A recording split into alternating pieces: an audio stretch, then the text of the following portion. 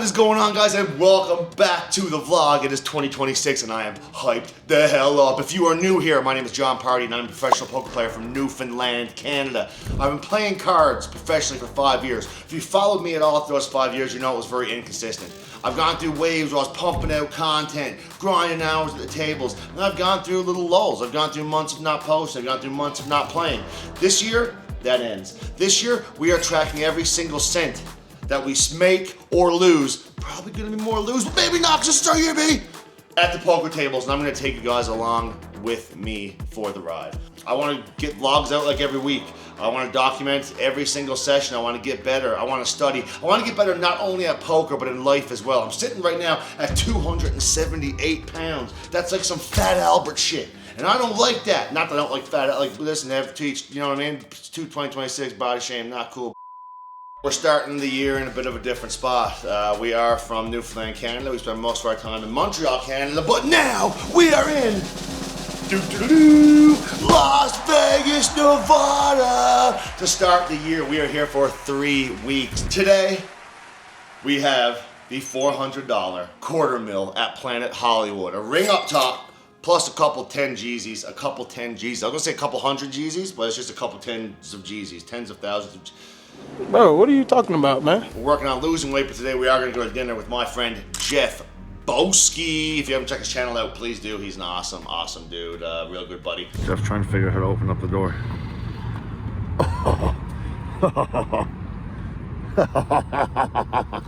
Too sick. Gonna take a leg off. Can my finger get stuck in that, you think? Or will it stop automatically? Don't test it. Great job, Jeff. Cool car. Thank you. We're at this place, Wild Fig, right now. Apparently there's no indoor dining, but it's supposed to be some really good barbecue.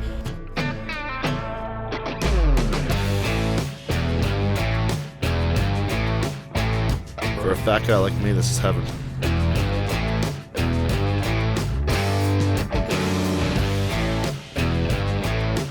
We're getting some backstage access right now. Oh. When you're grown men, just Love a little bit of meat. some meat. This is what you call food porn. Me and Frankie were like, we're gonna flip for it, we're gonna flip for it. And Jeff's like, no. I'm like, pussy. Jeff's like, I'm just gonna pay for it. Boss ass. Just pay. Make it easy. This is your brisket, that's all point. Here's your pulled pork, burn ends. These are your 2 beef ribs. Now you guys spent a little quite a money with me, so I gave you a little extra. This is your poblano cheddar sausage. Ooh. This right here is picanha. Oh yeah. The Brazilian picanha. So we put that on there for you guys to try. Let's go, man. I appreciate you. All right, That's here we go, guys. Thank you so much, man. Appreciate you. If you guys need, let us know, all right? This looks insane. Sounds good. So we're here at Wild Fig Barbecue, getting very much so taken care of. You got an extra fork over there? Burnt ends, 9 out of 10. The brisket disappears in your mouth. It's like corn. 9.5. This pulled pork is fucking insane too. Pulled pork 9, 10, 9 out of 10.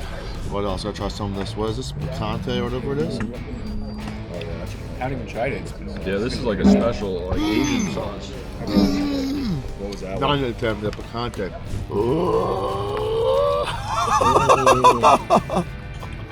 Hanging by a thread. Oh, beef rib 10, 10. Don't swallow. Whatever you do, just keep it in your mouth. Clear bice. Clear bice. Ooh. Brisket. Straight from Japan. 10 out of 10. Disappears in your mouth. Best brisket I've ever had. That's insane. Oh, that salty bark. All right, here's a rating. We're here at Wild Fig. Meal's over. I'm gonna give it a 9.8 out of 10. Wow, almost a 10. 9.8's pretty good. All right, let's go play some poker. There will be no glizzy left. Watch it. I'll even do it with my hands. Cheddar glizzy. That's like some Fat Albert shit, and I don't like that. This guy wants all the smoke right here. He wants a smoke, and by golly, we're gonna give it to him. I was singing something. He's singing. Jeff's a bitch. Jeff's a bitch.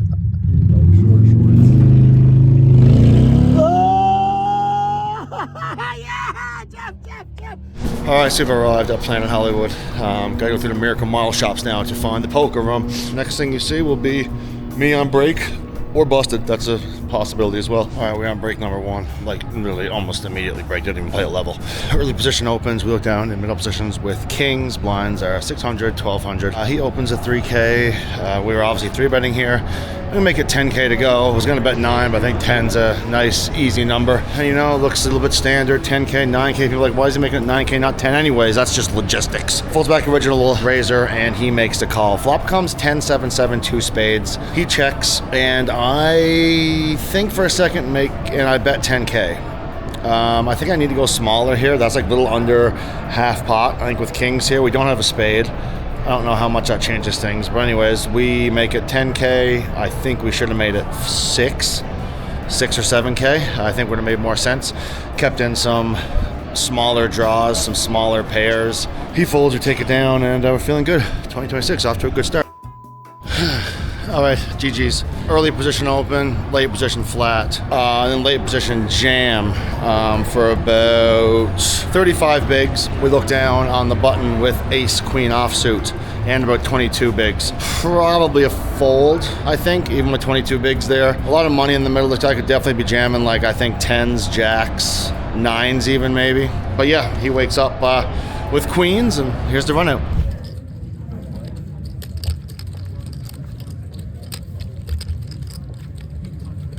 So we could not get there. It's gonna be it for today. We'll see you guys tomorrow bright and early in the morning. The next day. Good morning, mother lickers. Today I'm leaning towards a $600 monster stack. This will be a vlog, and your mom is definitely not something that rhymes with vlog. 3-letter word, starts with H, ends with OG. Good luck, man.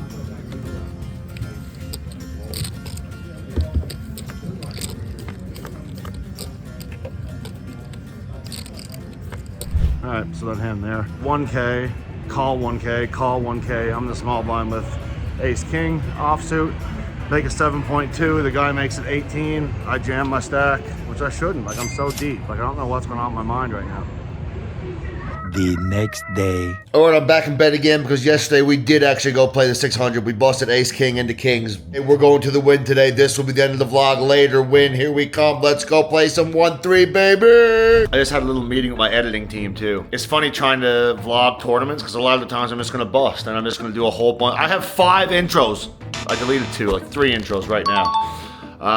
All for just trying to get the first vlog rolling. It's kind of funny because it adds a little bit of tilt too, because it's, you go into a tournament, you want to run deep, but you also want to get some vlog content, which is most often not the case, especially when you're a donkey like me. But anyways, yeah, today it is the Wynn. It absolutely is the Wynn. We're gonna play some 1-3, gonna try to spin it up, and I'm gonna text your mom.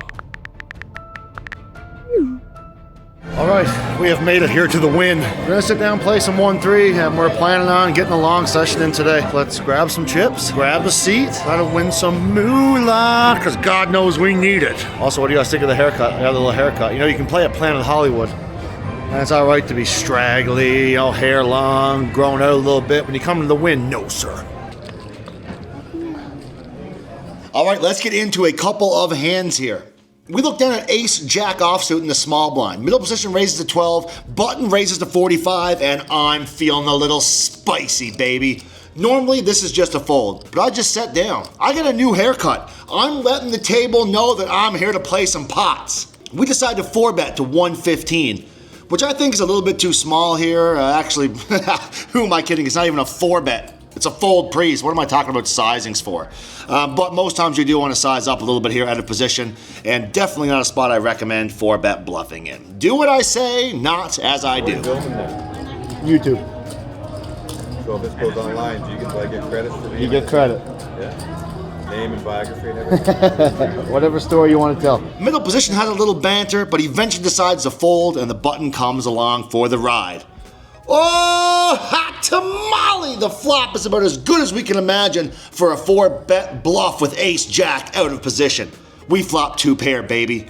It is all diamonds here, but that is not gonna slow us down. I lead out for $100, and I think this sizing is fine on a monotone board and with having top 2. The button doesn't think too long and makes the call. The turn is a 10 of hearts. I decide to stick it all in, baby. All in. Looking for calls from kings. King with a diamond, ace king, king with a diamond, all that shit. Obviously king queen gets there, but we are not getting away from top two. We stick it in, and we're off to the races.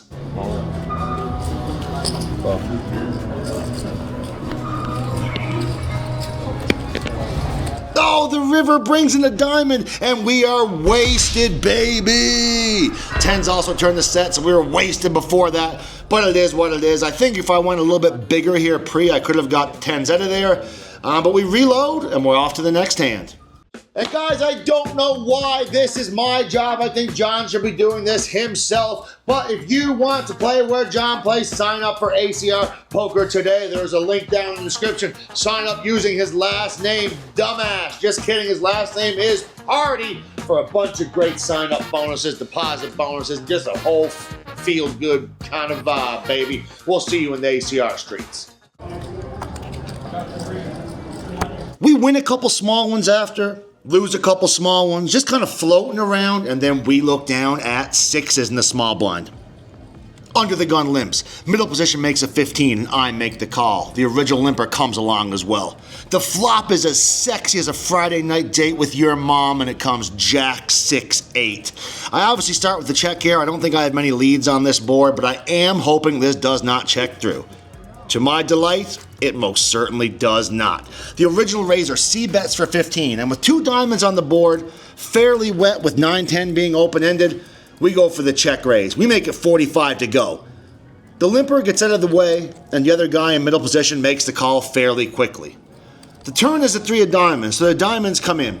We check here, I think, all the time, expecting the check call, but he checks back, so we can probably take out diamonds from his range. Turn is the 10 of spades. I think it's time to go for some value, and we bet $50. When we don't get the snap, and he looks like he's only debating the call, we know we're good. He does eventually cryingly make the call. We show him the bad news, and we pick up a nice little one here with sixes. All right, this hand isn't even really a hand. It was just kind of like a fiasco. It was a little bit whack. We had to go back. We had to check the footage to see what happened. There was a debate between a player and the dealer. Things got a little, that didn't get that feisty. But anyways, we opened Jack 9, diamonds, $15 early position. Late position calls, then the big blind, long after there had already been action. Long after people had been folded, raised, and all that kind of stuff, speaks up and says he was actually the big blind last hand. Could have done it a little bit sooner, but I digress. Unsure what the call is here. We definitely have a monster, so we don't care either way. The floor is called. On Poker Nerds, what do you think the ruling is here? Like a misdeal or what happens? Anyways, they call the floor, but before the floor gets there, you can see the dealer obviously reach across the line and randomly muck these guys' cards. I assume that in her mind, subconsciously, she must have thought that it wasn't a misdeal and her hand just like started bringing the cards back in.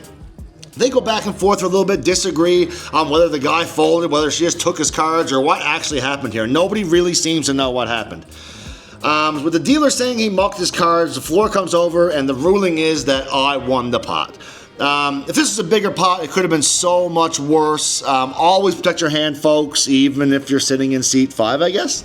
Anyways, I thought it was the right thing to do to give this kid back his $15. I, at this point, still didn't know what actually happened. I should have been paying more attention too. I'm the only one with cards. I didn't see either, but let's just, hey. It's good, doesn't matter to me, yeah, of course. I didn't see what happened, so we'll just call it a wash. But I gave him back his $15, said nobody really knows what happens, we're gonna call it a wash.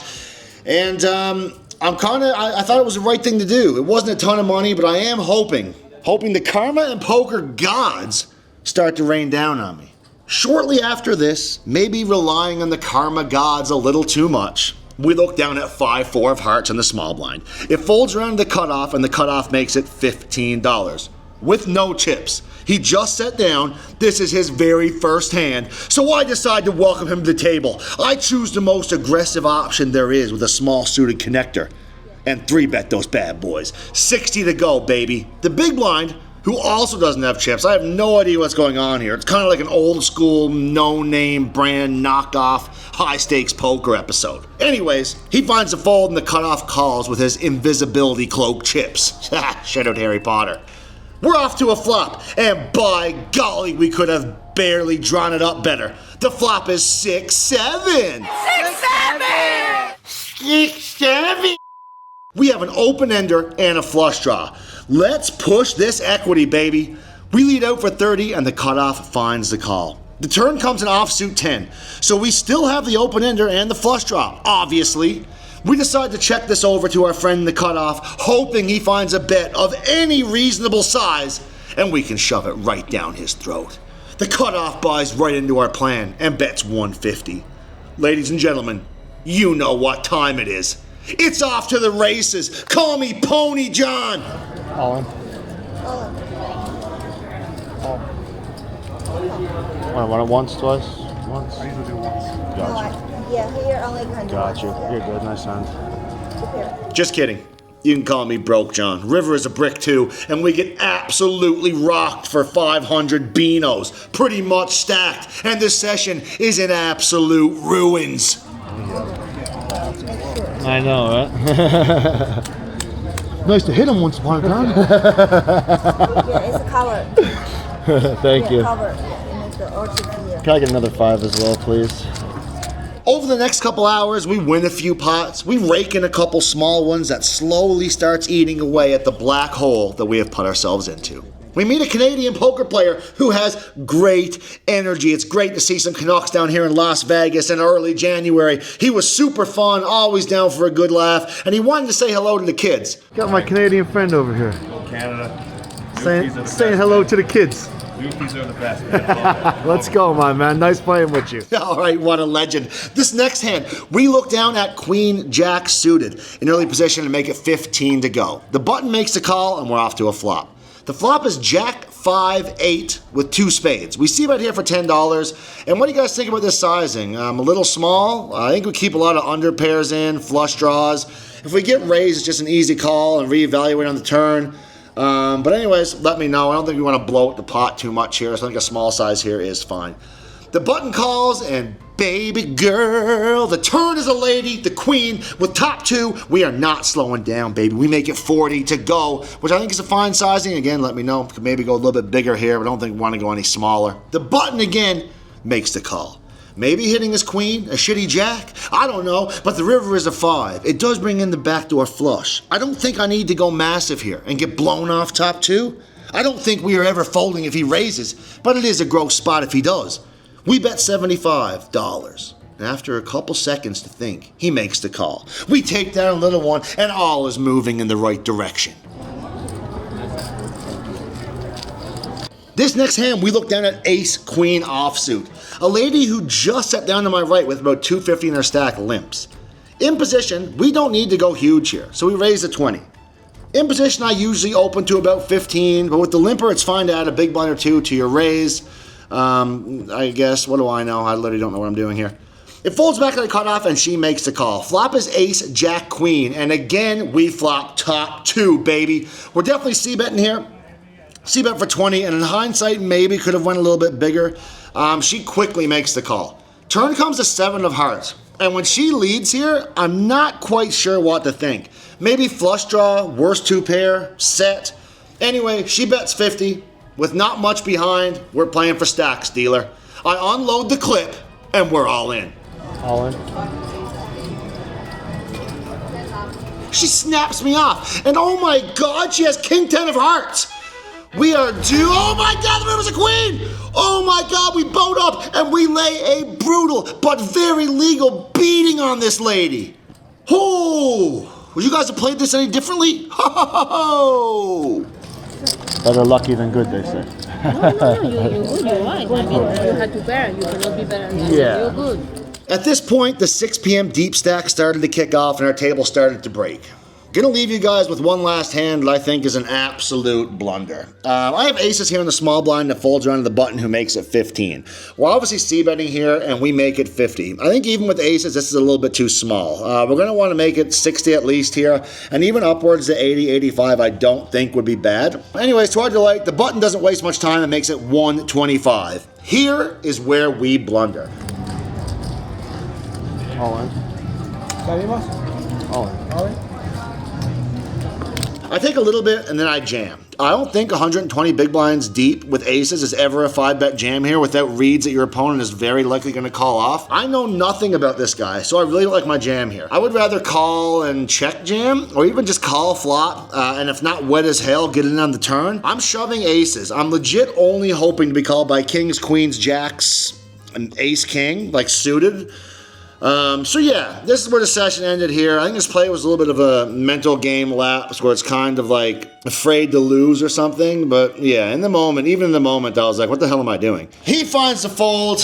We win a small little pot there with aces that could have been a lot bigger or a lot worse. Who knows? Hindsight bias, 2020, you know what I mean? We head to the cage and we cash out a session that could have been a lot worse, but I guess could have also been a lot better.